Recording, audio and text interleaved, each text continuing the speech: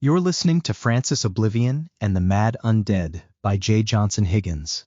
This audiobook edition is a Kiss the Widow production.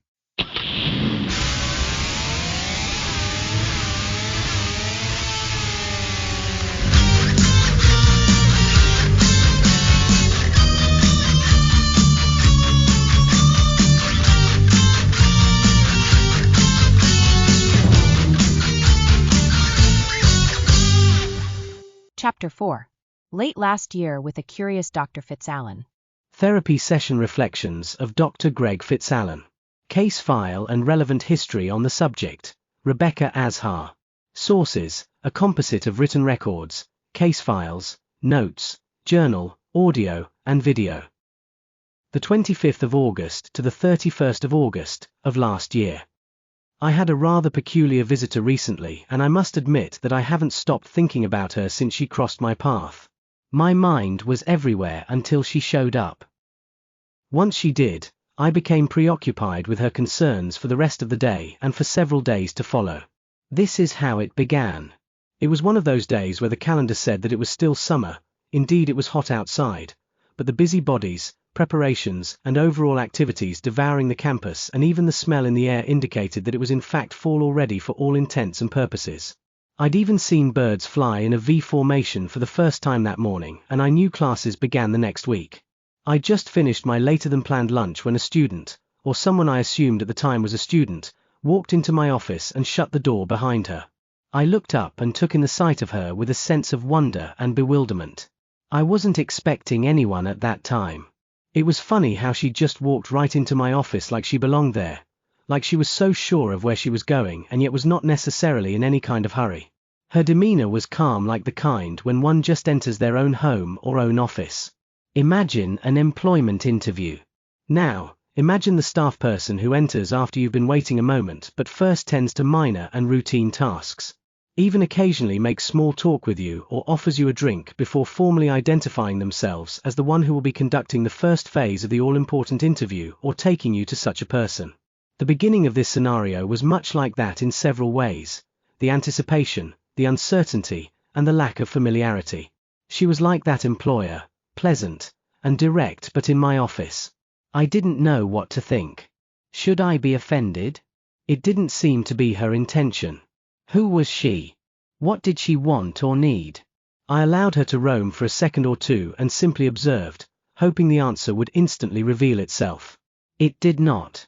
I was about to speak but was still at a loss of words when she'd become distracted and begun admiring my office, first the books on my shelf and then the overall area, the cherry wood wainscoting, the green sofa facing the window with a matching chair next to it. All new additions, which I was generally curious of how visitors received them. She looked out of that window, shifting the blinds with 2 fingers. She wore a black tank top which revealed a series of tattoos on her left arm. A full sleeve of silhouetted birds taking to flight were the main feature, but there were many others. In an arch across this tank top were the words "battery mined," but I didn't know what the words were referring to. She had a black motorcycle helmet in one hand and a bag over her other shoulder. "You have a nice office. Very nice," she finally said to me as she moved in the direction of my desk but never quite arrived at it. Instead, she stopped at the tall lamp by the sofa, and she circled back. "Who'd you have to blackmail to get this sweet deal?" she asked as she plopped her helmet and bag onto the sofa. It wasn't so much a question as it was a playful comment, that small talk that I spoke of. She pressed on. "Dr. Fitzallen, right?" she asked. Yes. I was beginning to think that she was a courier with a package for me, but she never opened that bag of hers, produced a package, or presented a log for me to sign. "Hi," was all she said as she threw me a warm grin. That was my sole delivery. Then, she sat down on my sofa, shifted her helmet aside, and crossed her legs as she faced the window. A delivery person literally would have made it her business to be on her way by then. She had made no business on the matter at all and remained a mystery. Too bad I was not a photographer like my daughter, who would absolutely love to steal my position for only a few seconds. With the breeze from the air conditioner gently moving the curtains, she would have made a great random subject for a photograph just then as she closed her eyes and took in the current. She held my attention hostage from that point forth. There was no way I was going to focus on my prior activities. To be clear, It was not just that she entered my office unexpectedly, and it was not just that visitors at that time of day and point in the year were less common without appointments, though beginning to appear more frequently in desperation when needing academic advising. She was also distracting because I could not fully determine her intentions, and her movements had a way of putting her existence on display. To complicate the matter further, she was a rather interesting-looking woman in my opinion who generally would stand out from a crowd. She wore black lipstick and was intensely dressed in black but did not seem solemn or sad. Her face, in major contrast to all of it, was as bright as the sun, believe it or not. It was clear to me that this intense way that she dressed was for her alone. She just really liked it, felt confident in it, and it showed. The fact that it drew my eyes was merely a side effect. I imagined she could not have been ignored by anyone in her vicinity even if they wanted to. It was a difficult thing to do. That was apparent to me the moment she'd waltzed through the door and was reaffirmed once my concentration was impossible to re-establish. She was then positioned within my line of sight but indirectly so, which begged for my deliberate investigation of her and rendered my stolen reviews of her unavoidable. She wore her dark curly hair just past her jawline, like a bob, I suppose, and with a solitary streak of purple in the front.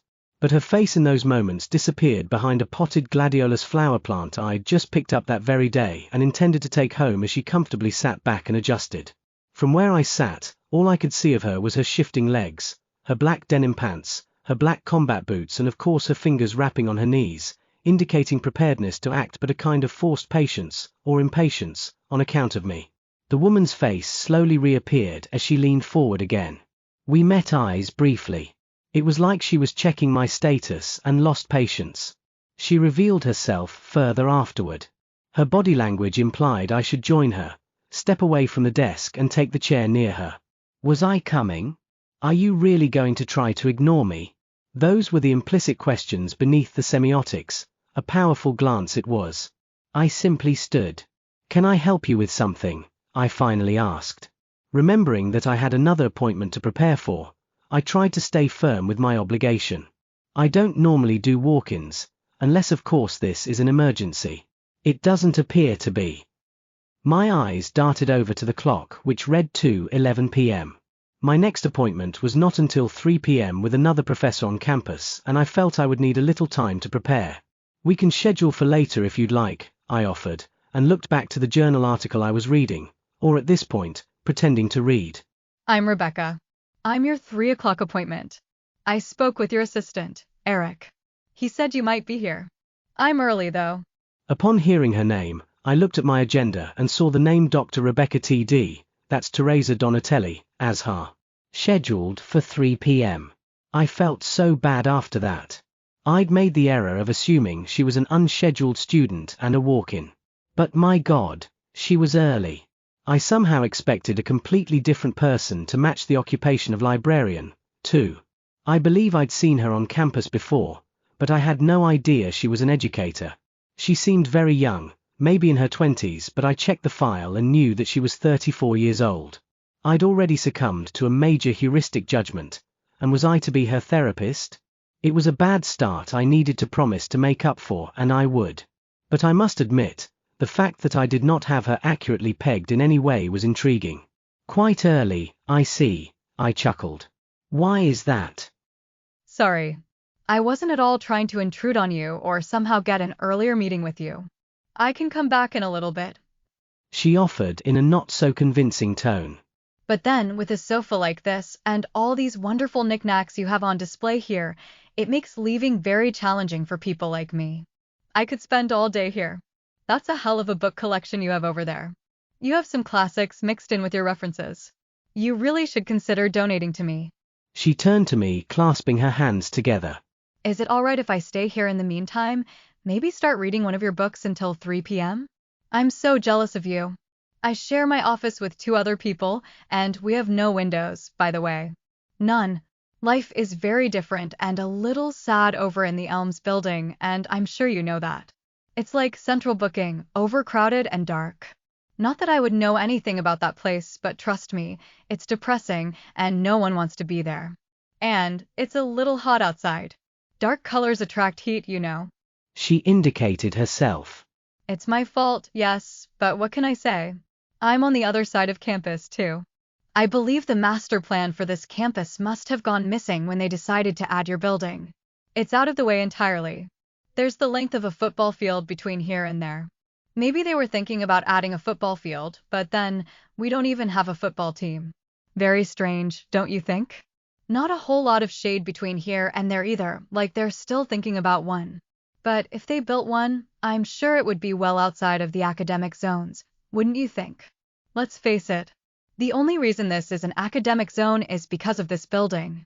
Anyway, I promise I won't harass you anymore if you just let me camp out here in the meantime. With your wonderful, working air conditioner. I enjoyed her sense of humor.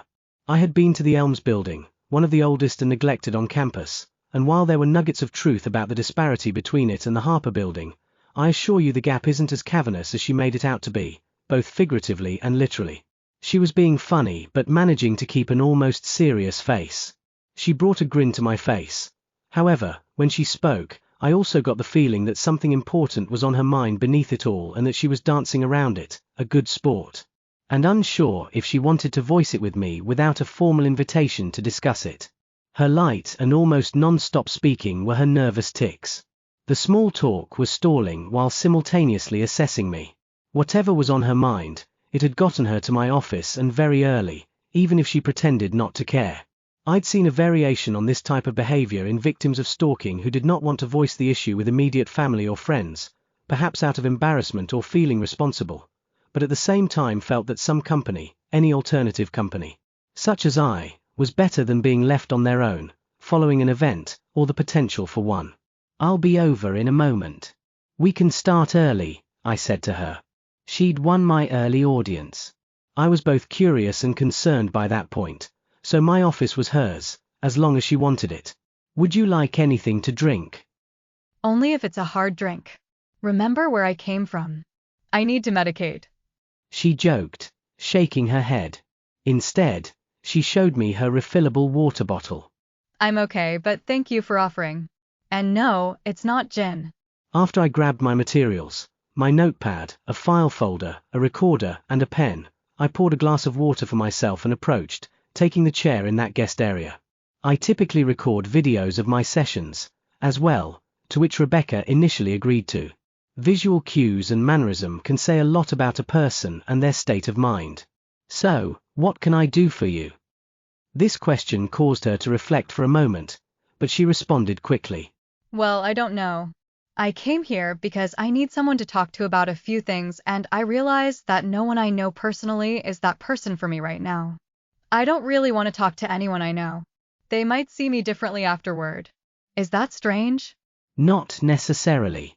Dr. Azhar, Rebecca, please. She corrected.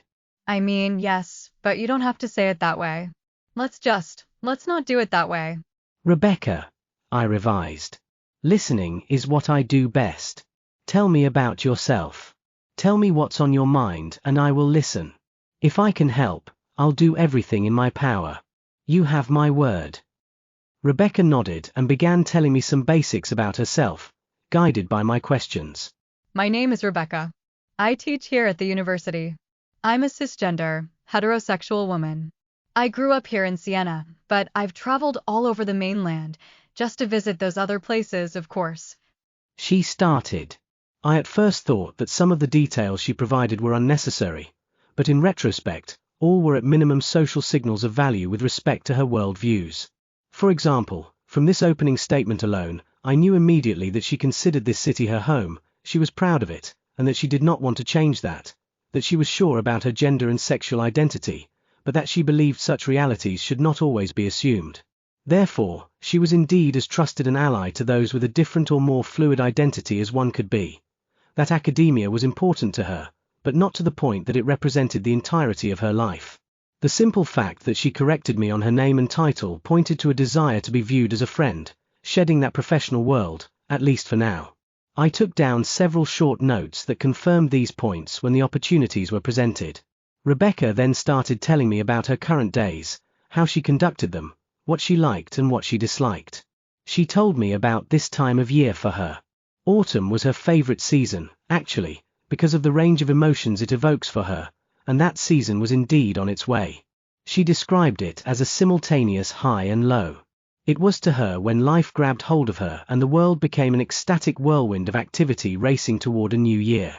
It was a time when it's wonderful to already know who your friends are and be near family, but a depressing time to be unsure, alone or held hostage by those who are not friends, or to have no family around. She felt that she vacillated between the two extremes sometimes. She lived alone but visited others often, was social, but worked a lot and stayed late. I understood that, in the broadest terms. Autumn was the time that leaves fell, insects disappeared, days shortened, and she felt isolated for extended periods of time, but all for good reasons.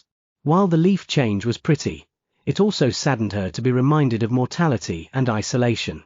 But this young lady did not come to my office because she was feeling sentimental about the leaves. This was all just getting little things out of her system that were tied to bigger, stranger things, which I will later get to.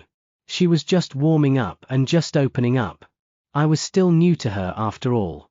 In time, she progressed to other areas of her life at my encouragement, relationships. Overall, she was constantly surrounded by an active circle of friends, acquaintances, and family. Some were much closer, and others were rather distant. She was close to her parents, lived within 20 minutes of them, visited occasionally, almost frequently, and was on good terms with them.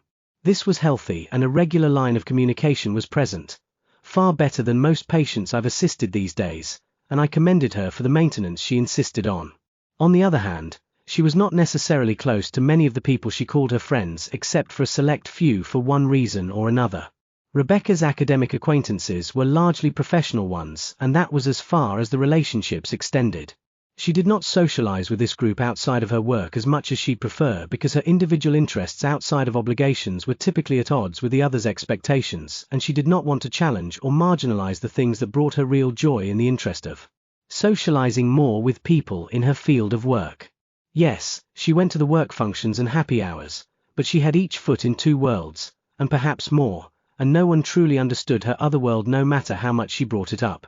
She'd gotten the sense that others found her immature for having odd and extreme passions outside of her profession that she dedicated a lot of time to. We'll get to those passions in a moment. I'd seen the dilemma before. Rebecca's oldest and closest of friends were part of a group of about a dozen others who shared an interest in metaphysical discussions. These discussions ranged from philosophical, to scientific, to even mysticism. They'd originally met in high school years ago, studied the occult, and eventually became very good friends. A few of them were now scattered about the country and only arranged to see the rest of them on rare occasions in recent years. Though they were on good terms, she did not see them as much as she used to, even those who remained local, and this bothered her. Another group Rebecca was associated with took an interest in motorcycles. She was part of a motorcycle club with a violent name, Sienna Suicide Motorcycle Club. I asked her about this absurd and ungodly name, and she simply laughed and told me that it was nothing to be concerned about in the context of a psychological discussion. I'm not a risk. She said. None of us are, and I make sure of that. It was very interesting how Rebecca spoke of the group. She was very motherly towards it and was not afraid to speak on its behalf, often as if she and it were a single unit. All references to it became us or we, even when asking specifically about her. I'd learned that she was one of the founders of the group, and while she did not act as its current president, she regularly rotated within the leadership and continuously maintained a seat as an officer in her group's governance. The lines between her life and the motorcycle club often blurred because she absolutely loved motorcycles and everything about them. She'd done a considerable amount of work to pull together and support the local community that shared this enthusiasm, but she did not stop there.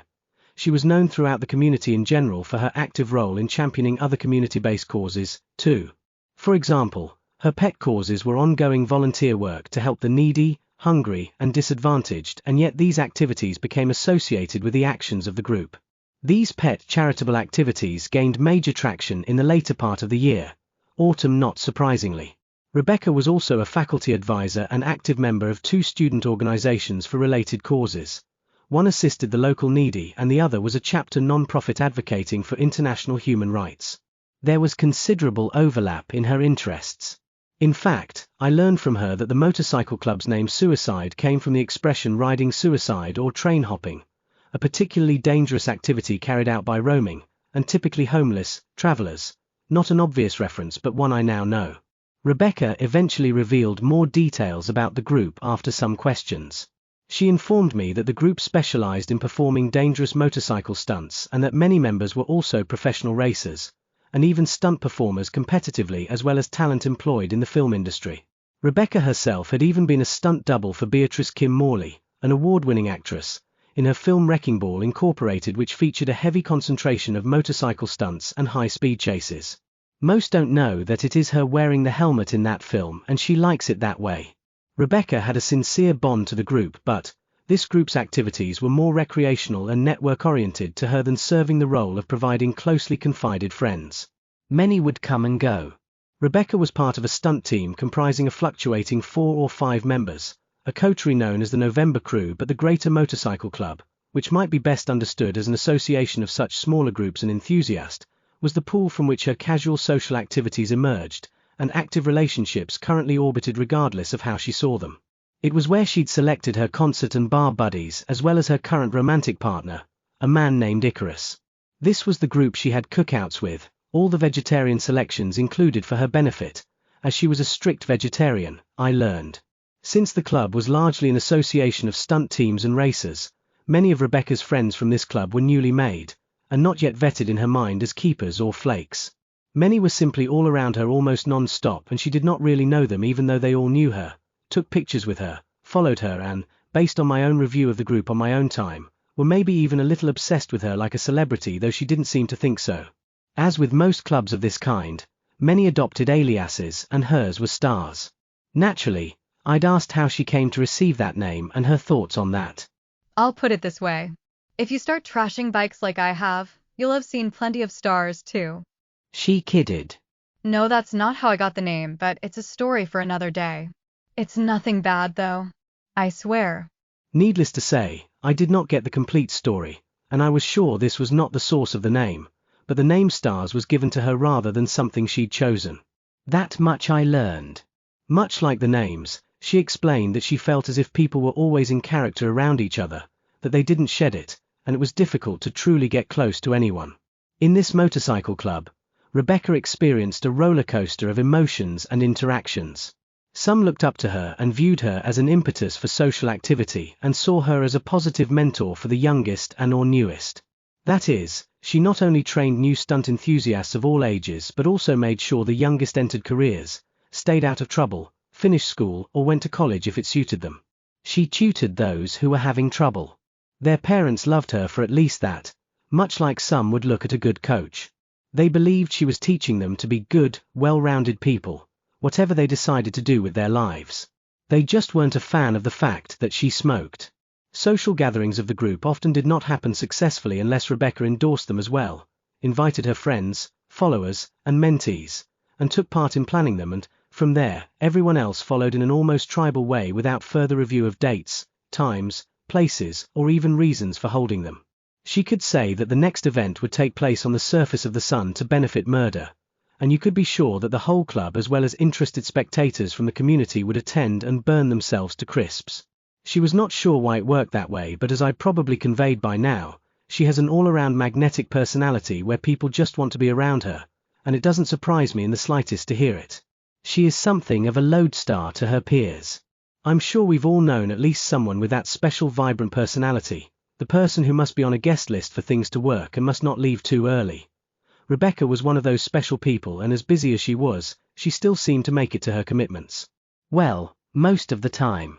On the other hand, a subsector of this large group, particularly the sore wheelie boys, who were based out on the shore, despised Rebecca but continued to associate with her anyway to keep political peace in the organization. She attributed this disconnect to an event 2 years ago where she was so deep into her obligations, a dissertation she said, that she failed to attend the funeral of an acquaintance for whom she was not very close but meant a lot to others she knew. From that point forth, there remained this unspoken tension, and her academic pursuits were demonized for it, particularly by this group. This was a recipe for confusion I'd seen all too often in different forms, however inadvertent, particularly with inclusion, personal growth, and approval seeking, for both her and others across different social circles. Once Rebecca told me that her romantic partner, Icarus or Icky, was a sore wheelie boy. I even better understood the dynamics of her situation as well as the we and us references. The we and us referred to the whole club but often doubled as shorthand for Rebecca and Icarus, the November crew and the Saw Wheelie boys. They were also the fabric of each other's reputations to the larger group, the linchpins of each other's smaller circles and part of rival but associated stunt teams for which they were each the respective leader. They made the whole club look good and were the people to aspire to be. Much more was riding on their relationship than met the eye. It was fascinating. I have to admit that I wasn't really aware of this vibrant co-culture here in Siena, but now that I'd heard about it, I realized that there was hardly a night where Siena suicide in its many forms could not be heard racing around the empty parking lots and back roads of suburbs like Orendale, Glen Maiden, or just within the city near South Siena National Hill, Danton, and the industrial zones. I had no idea Rebecca and her club were responsible for the intermittent background noise. The sound of the whining machines was about as frequent and distant as the planes taking off from the nearby airport. She'd even invited me to a fundraiser in the following days, featuring their performances. I felt adventurous and made a brief stop at the event and donated. It was very loud, loud engines, loud bands, loud people, but I was entertained as promised.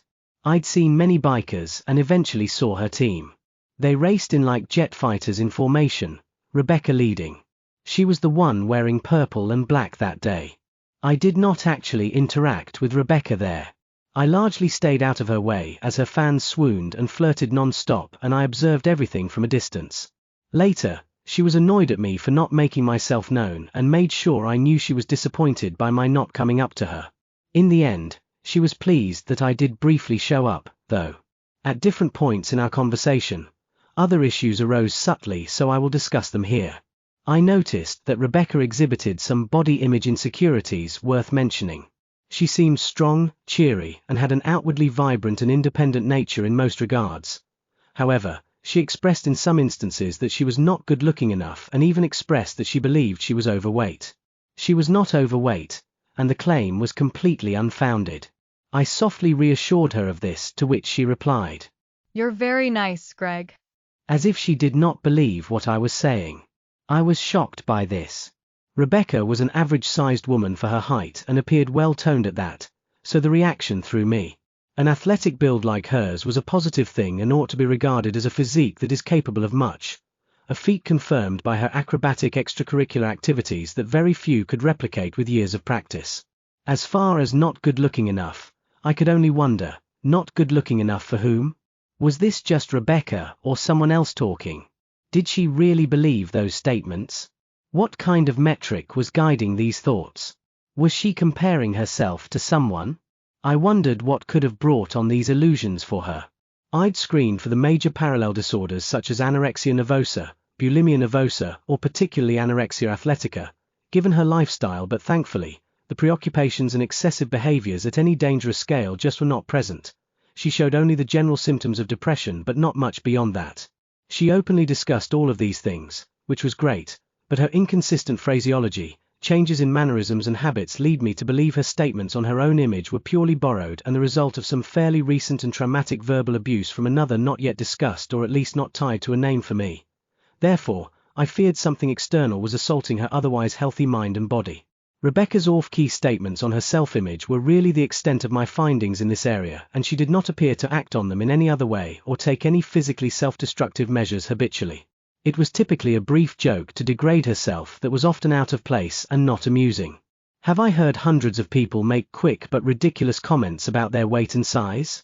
Yes, it's a terrible social habit in this day that I can't wait to fade from normality. But Rebecca's statements are unlike those I'd typically heard. They were just troubling, given the type of person that she was. They were inconsistent, very mean, and she barely noticed how regularly she said these things, until I pointed it out. It would seem that rather than confronting Rebecca's actual abuser or naming him or her, whether society as a whole with its posters and films or some individuals in it, as I'd expect from a strong-minded woman like her, the topics of her self-disparaging remarks, her weight and not looking good enough, served as new scapegoats to justify her current sadness, as inaccurate and unfitting as they may be. She had, in a sense, adopted a distorted vision of herself as true, wholly external in origin, and was completely oblivious to the transformation, which is highly inconsistent with her broader personality. I didn't quite understand it at first, but it helps to know what I'd learned about her past to see how these new statements are clearly inconsistent and out of place. From my findings in an older file, Rebecca did not have many issues with her weight in the past. There was no documentation of meaningful struggles in her history. She did not grow up with noticeable body image insecurities beyond what the average young person experiences, particularly during puberty. She instead grew up believing she was bland, as in personality, and in reaction, pursuing different things to compensate for her perceived personality deficiencies, making up for her blandness. She struggled with periodic depression when she did not believe she had access to such outlets or when she believed she failed at them when she did have that access. That was her real obsession from an early age, an external identity, and almost all her legacy thinking today could be traced to it, including this current and authentic masterpiece before me. She'd found herself, and the truth is, she has multiple identities, not in an ill way, but rather, many sides to present and all of them correct. She'd more or less come to terms with that.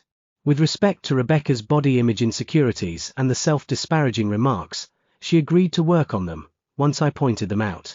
Acknowledging that it was a new behavior seemed to wake her up.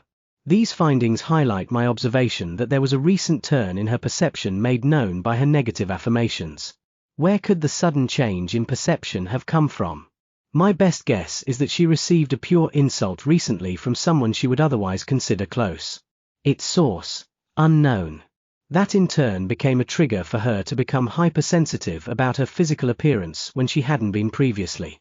This pronounced negative sensitivity to her body image would easily appear unbelievable to outside observers, but that's how the mind works sometimes, and it's amazing how fragile we can be. Compliments meant little to her, but insults were quite profound and taken to heart. That is a new behavior and must be watched because it is dangerous. She is young, but at that age when people sort of know themselves, where the things she does are clearly not fads, now that they've been with her for years. She should not know herself as someone she is not happy with. My deepest concern here is assuring that these short-term body image insecurities do not take root and become long-term demons that keep her unhappy for years to come. It was clearly causing her some distress without necessarily causing her any impairment in social function.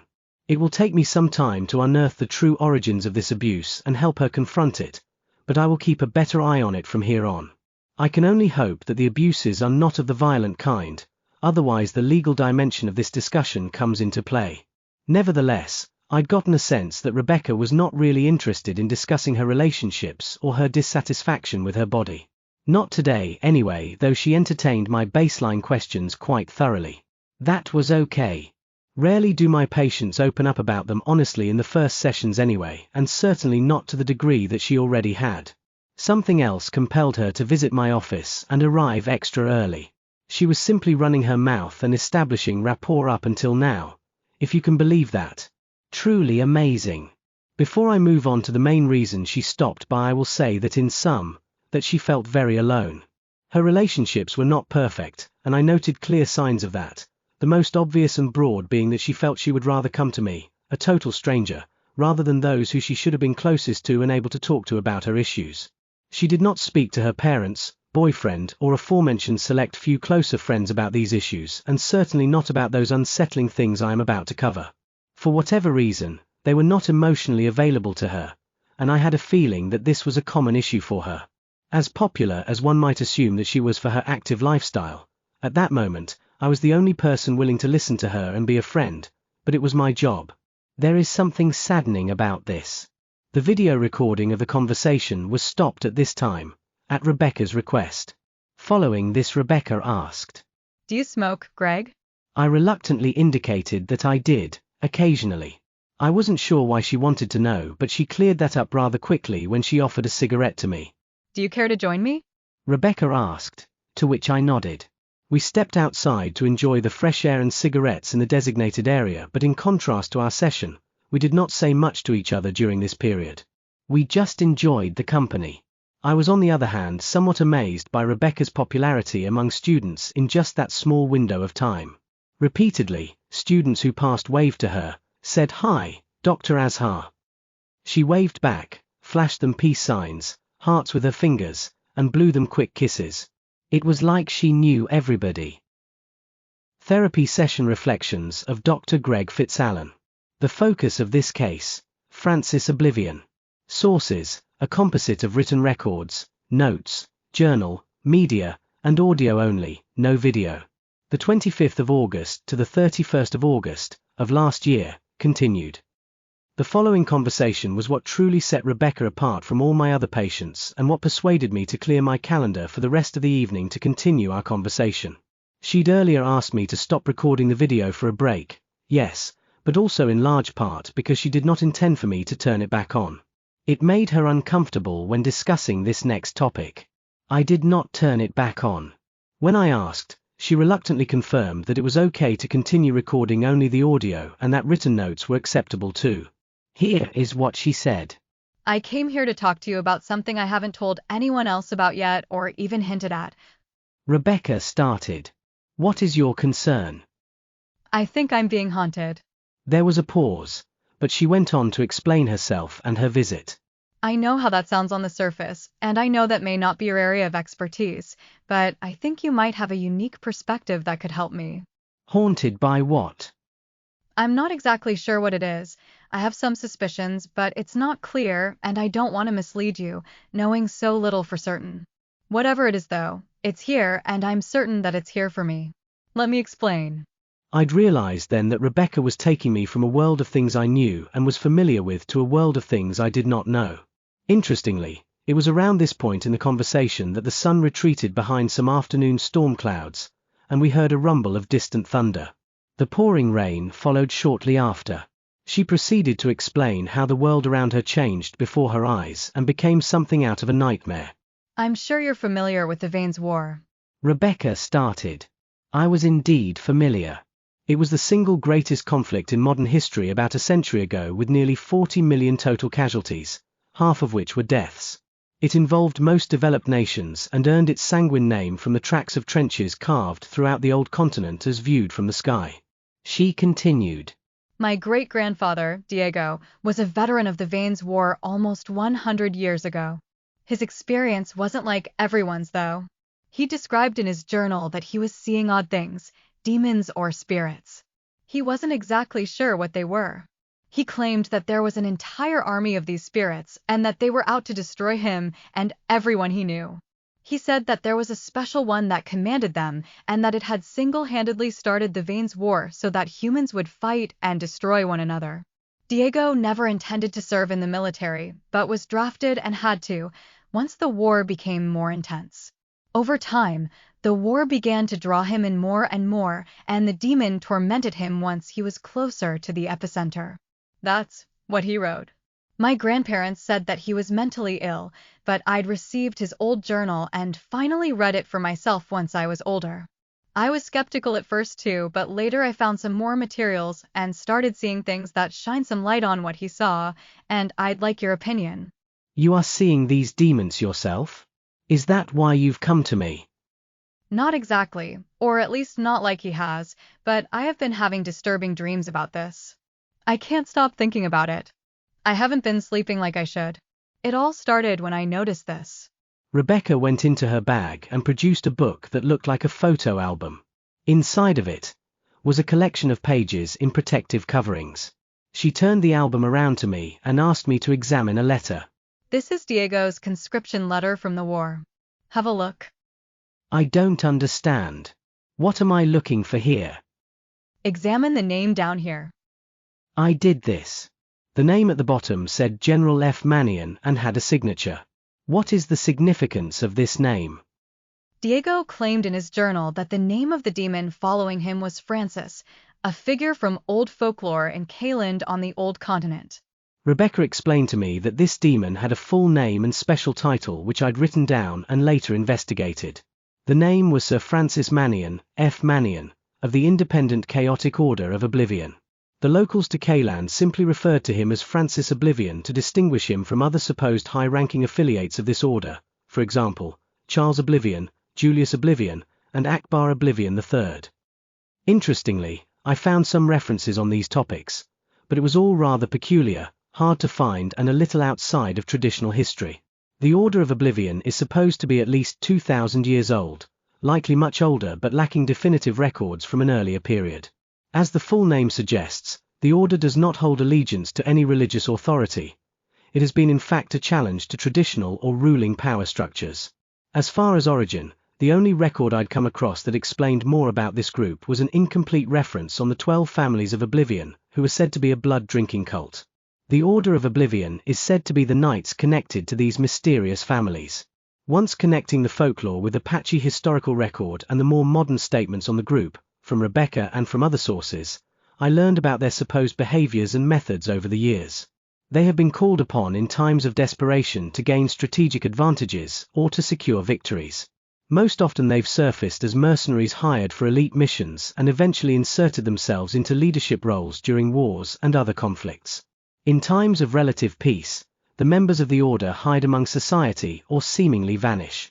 According to the available references, the order primarily achieves its successes through direct military actions, but in the last century has shifted to include more sophisticated and coordinated disruptions such as staging coups, economic destabilization by way of infiltrating and cutting social programs, transferring government systems to private unchecked control, and massive deregulation.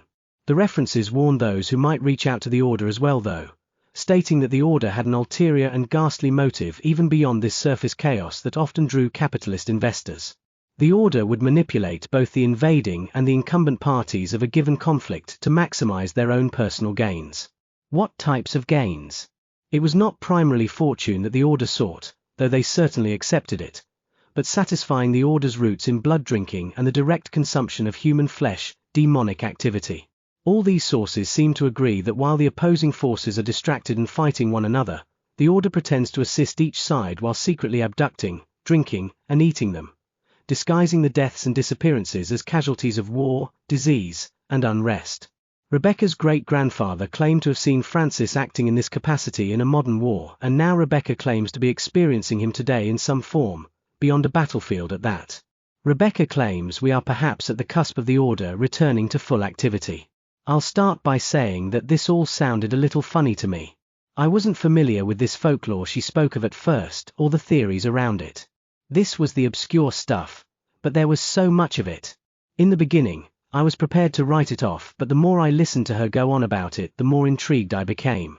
Rebecca offered another name to consider, if I wanted to see a present-day example of the order's activity. Anna Duval. Have you heard of her? Rebecca asked before adding. She's one of them. I knew this name, just not realizing that she had any connection to this Order of Oblivion. The order was, of course, new to me. I understood she was a moderately well-known and wealthy socialite, but I did not personally follow her activity or know much about any controversy surrounding her. Being curious, I did briefly look into Anna Duval Oblivion, not to be confused with the simpler name Anna Oblivion, who is a different figure, I learned. From this look, I learned that she is perhaps one of the most overt modern affiliates of the order and that she operates in the public eye unlike any Oblivion knight before her. That is, Oblivions historically operated under a more secretive premise and with multiple or deceptive pseudonyms, where we simply don't know them well, don't see them or interact with them directly, or at least, are not aware of the darker side of them with respect to blood consumption. Anna Duval behaved differently from the Oblivions of the past. While she is a bit of a recluse, she publicly introduces herself as an unapologetic consumer of human blood, encourages others to drink it with her, promoting supposed benefits, normalizes it in a welcoming setting, has a large fan base, and essentially a cult that willingly offers their blood to her. If what I found is to be believed, Anna Duval is an innovator with the order's model. The result is that, relatively speaking, Anna appears more cultured and refined on the surface than the other Oblivions with respect to interactions with people. But the actions are still fundamentally Oblivion in nature. She gains at the often voluntary expense of others, with the core motivation being human blood consumption. Very clever. Rebecca returned to her experience with Francis. About a month ago, I was here at the university planning my semester. Rebecca began again. It started as a normal day until the mail arrived. I received an envelope from the Department of War and Violent Defense. Tell me what you think of this. Rebecca pulled out the letter she'd mentioned and handed it to me. I opened it and read it over. It appeared to be a cover letter to an offer for a government research partnership with the Central Intelligence Corps. That's an offer for a federally funded R&D military contract. It's on a silver platter, just waiting for my signature of acceptance. They were interested in having me consult on a research project for them with a travel abroad component to bring students to the Kayland Peninsula. Normally, my research stays closely aligned with the Library and Information Studies Department's objectives, and it was odd to receive this kind of direct request. In any normal case, we love to have more resources and funded research for the department, students, and the university, but on basic principle I had to decline the offer. Though financially, a contract like that could have been lucrative, I didn't believe it was in the best interest of the students, and neither did my colleagues. We had a meeting on this topic and came to that unanimous conclusion before I replied. Rebecca leaned on her knees and went on to explain. Under the terms of the contract, we would have had to conduct classified research and would have managed classified documents, too. As a rule of the department and the university, our research must be completely open, free-flowing, transparent, and shared with other scholars. Therefore, this offer would have been unacceptable, even if we conducted it abroad. The contract strayed too far from our discipline and surrendered too much of our department's autonomy to the control of military hierarchy and intelligence operations, which we didn't like. If we'd have signed the contract, we would have lost the unbiased approach we need to do our work effectively and teach the discipline. I see. It is a strange request, I agree, but I imagine this could be completely unrelated to your great-grandfather's experience or any of this folklore. Am I right? It would be a stretch to link them. Have a look at the signer of that letter, Rebecca urged. I flipped to the second page of the research offer letter and examined it. A strange sensation hit me as I read the name, General F. Mannion. The signature above the typescript was identical to the more than 100-year-old conscription letter of her great-grandfather. I removed my glasses, looked at both documents again side by side and, for a moment, I couldn't speak. Eventually I did. This is highly unusual. You're sure this is authentic or not a facsimile signature stamp from the department with historical value? Rebecca gave me a stare. I instantly accepted my error. Records are her specialty.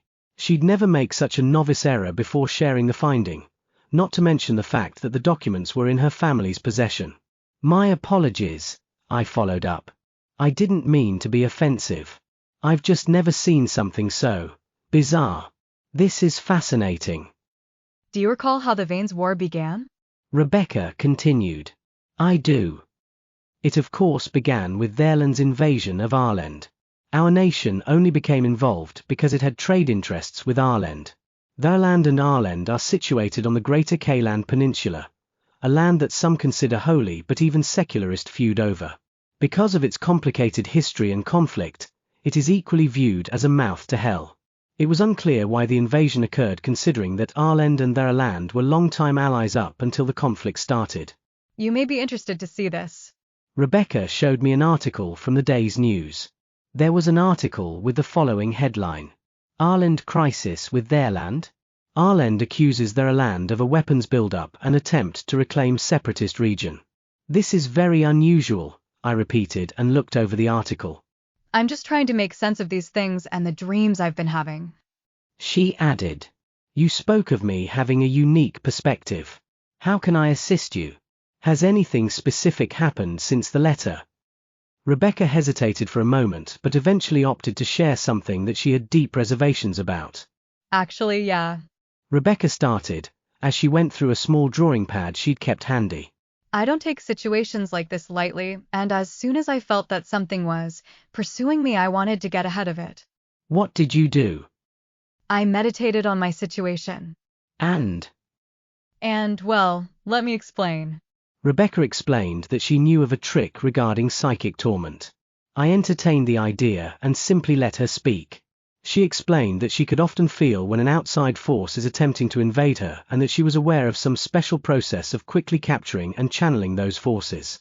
She compared it to tapping into a radio frequency that you shouldn't be tuned into, seeing through the eyes of the invader, briefly, and using their own forces against them in the same way that they stalk you. She explained it as harmless because it was only a snapshot, however strange the experience, and that the invader does not know you have tapped into them. She said that when she did this, she ended up doing some automatic writing on a page. Rebecca showed me a few pages of her psychography. I did not understand any of what I was looking at, and she did not either. It looked like it could be some kind of organized language. Do you have any idea what it says? I asked. No. Rebecca replied. That's why I brought it up. I don't quite understand it yet, but this is my most recent interaction. I'm sorry. I do not understand it either, but thank you for sharing it. Maybe someone I know can take a look at it. With your permission, of course. Has anything else happened? Nothing else has happened, but it all just gives me a strange feeling. These things have been on my mind, and it's making it hard to rest. I know I can obsess about things sometimes, but what do you think of it? This question is within your area of expertise. This isn't all in my head, is it? I have looked at the same materials that you have. It appears you've made interesting connections, but I'm not certain what to conclude about them just yet. This may take some time. I'd need to go over things a bit. And please go easier on yourself. Okay, thank you. Our session had finally come to an end. Can we schedule another meeting to talk about this further? Rebecca jumped. This has been very helpful for me. Absolutely, I replied. Sincere joy shot across her face. Afterward, I made an additional request. Is there a chance that you could leave with me the journal of your great-grandfather? I'd like to take a look at that. It might help me understand things better. Rebecca agreed and said she would bring it to my office. She did. She left me the journal as well as an invitation to a charity motorcycle show, the one I'd previously mentioned. She also provided me with additional resources on the Order of Oblivion.